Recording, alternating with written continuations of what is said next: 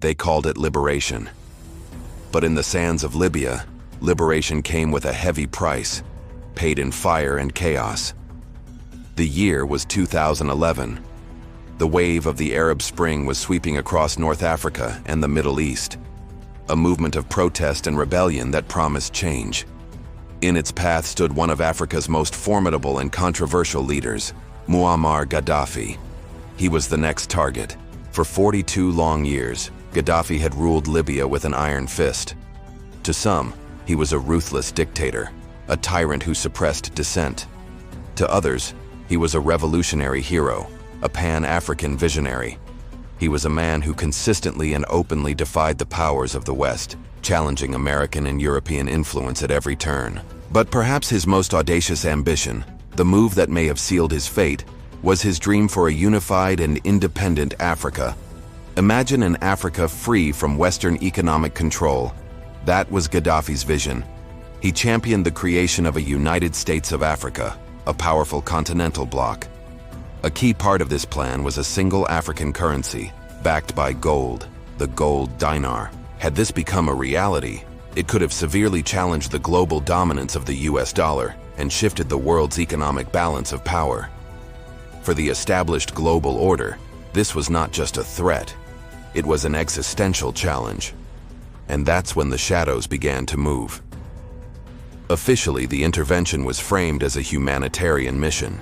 The United Nations Security Council passed Resolution 1973, authorizing a no-fly zone over Libya with the stated goal of protecting civilians. But protecting civilians is a delicate task, and the tools used were far from delicate.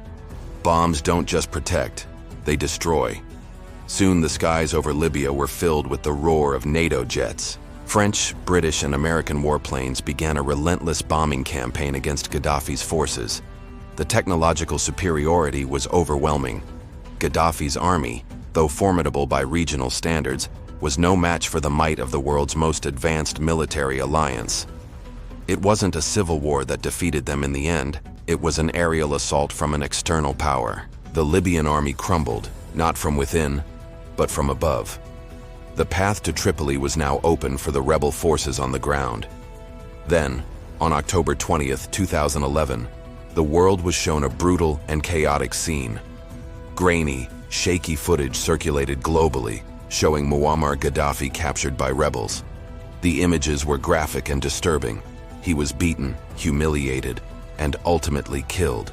The man who had dreamed of a united Africa, who had once held so much power, was silenced forever in the most public and brutal way imaginable. The West declared victory. A dictator was gone. Democracy, they said, was coming to Libya. But what came after was not democracy. Libya never recovered from the power vacuum left by Gaddafi's fall. The country descended into a prolonged state of chaos and civil war. Rival warlords and militias, once united against a common enemy, turned their guns on each other, carving the nation into a patchwork of feuding territories. The stability, however authoritarian, that Gaddafi had maintained was shattered. In its place came anarchy. Horrifyingly, open-air slave markets, a scourge from a bygone era, re-emerged in the lawless landscape. Through all the chaos, one thing remained constant.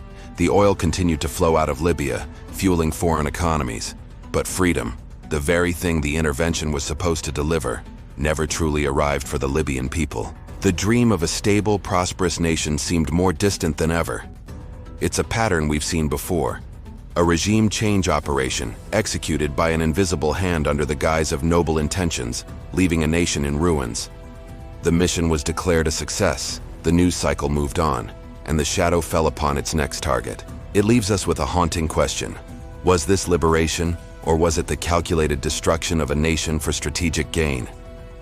Thank you for watching. If you found this exploration of history insightful, please like this video, subscribe to our channel, and hit the notification bell so you don't miss our next deep dive. We appreciate your support.